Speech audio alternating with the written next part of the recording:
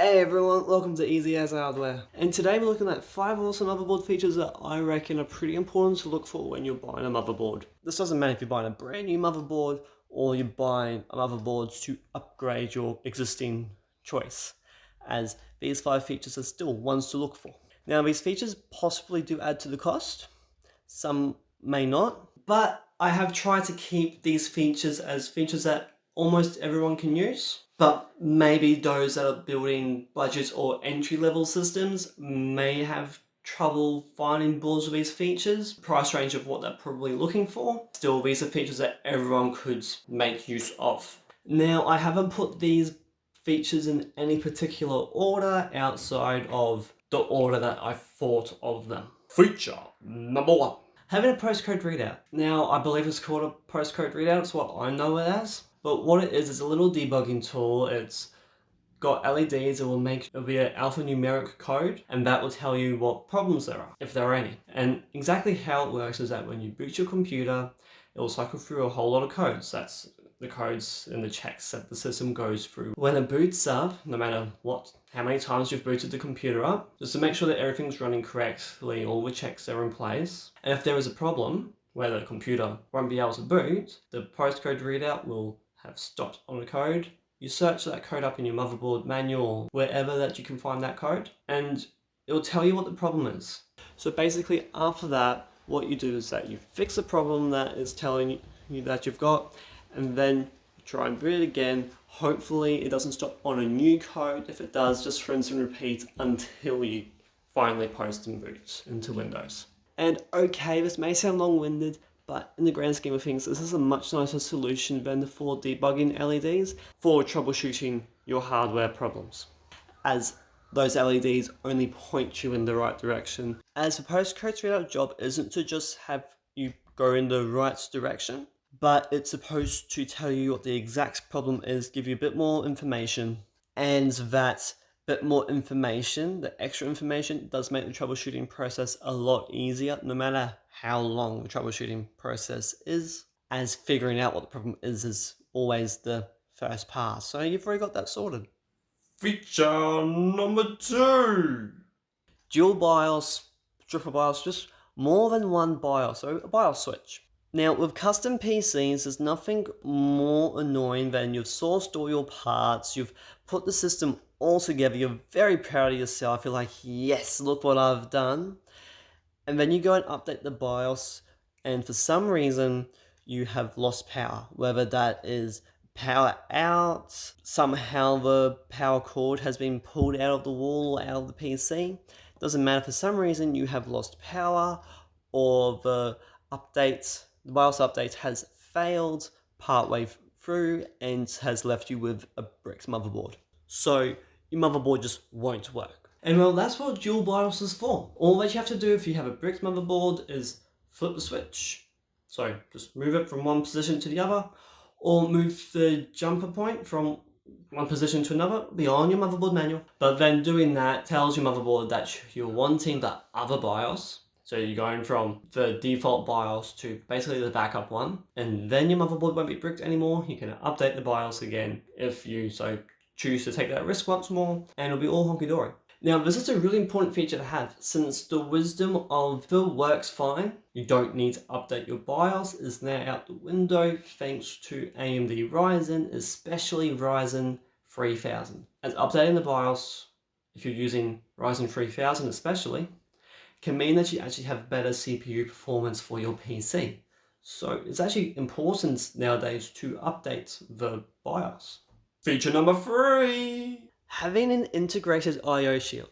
Now, in my opinion, this is a very unappreciated feature. Well, in my opinion it is. And why I think it's a really good feature is because it is one less thing to think about, no matter what part of a PC build you are working on. Like, for example, if you are upgrading your motherboard, then you've got to remember to take the current I/O shield out if it's not integrated, because the new motherboard probably doesn't have the same I/O layout as the old motherboard. So, one thing to remember, also you got to put the new I/O shield in. Or maybe you've put everything together, the whole system is built, you go to plug things into the back of the computer and you realize that you've forgotten to install the I/O shield.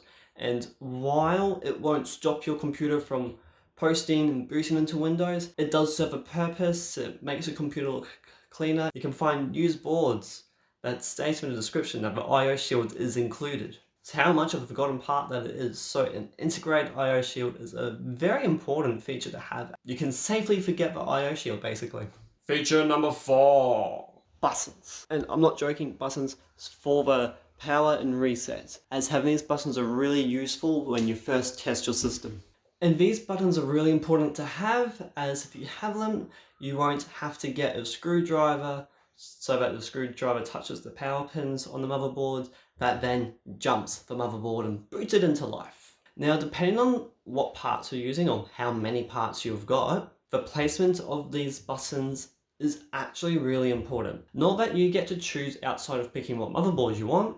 As to where these buttons go, they are already pre-placed obviously like everything else.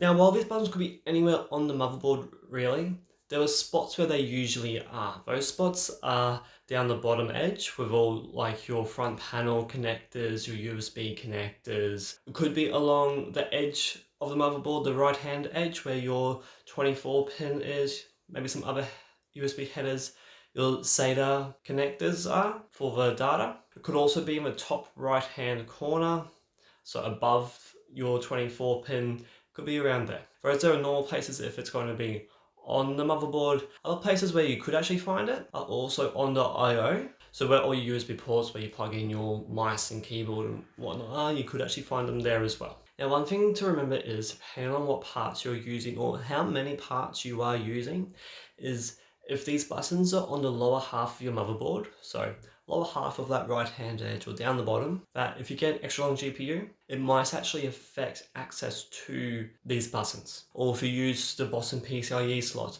it could again affect access to these buttons. So that's just something to remember. Also, if they are on the I/O shield, so the back of the motherboard, do remember to be careful when plugging things in. You don't want to accidentally turn off your PC or restart it. But at the same time, having them on the back of the motherboard, so the I/O shield, is very helpful, especially if the power button on your case doesn't work anymore, because that there is an easily accessible spot on the motherboard to access for you to turn your computer on and off instead of having to reach inside the computer. So the back of the motherboard is a good place for that. And feature number 5, BIOS flashback. Now, this feature doesn't apply to Intel, or at least to my knowledge doesn't apply to anything current that Intel does for mainstream or HEDT, but I could be wrong, do correct me. But this is a feature that AMD has for some of their 400 series motherboards, a couple of their 300 series motherboards, but all of their X570 motherboards. But BIOS flashback, awesome, bloody awesome feature. Basically, what it allows you to do is update the BIOS of your motherboard without needing a CPU, RAM, or GPU plugged into the motherboard, where normally you need to have everything in your motherboard to update the BIOS. But with BIOS flashback, you don't. So with just the motherboard and power supply, you can update the BIOS of your motherboard, which is very helpful to have. As if you're getting a motherboard that accepts the CPU that you want after a BIOS update, then normally you need to get a CPU that's accepted before the BIOS update. But with BIOS flashback, you don't need to worry about that. You don't have to buy an extra CPU just to update the BIOS.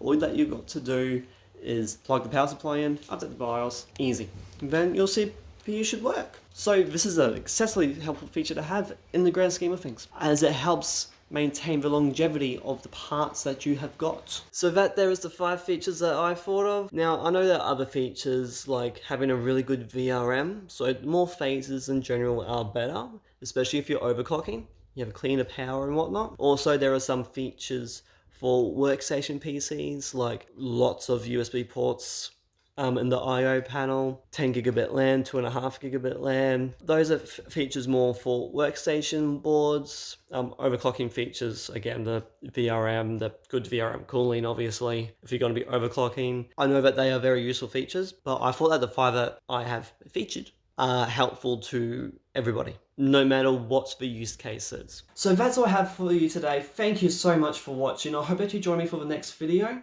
If you enjoyed this video, don't forget to hit that like button, and if you want to watch more content from me, do check my channel out, but also smash that subscribe button and make sure that bell notification is turned on so you stay up to date for when I upload videos. Again, I want to thank you all for watching, and have a good one.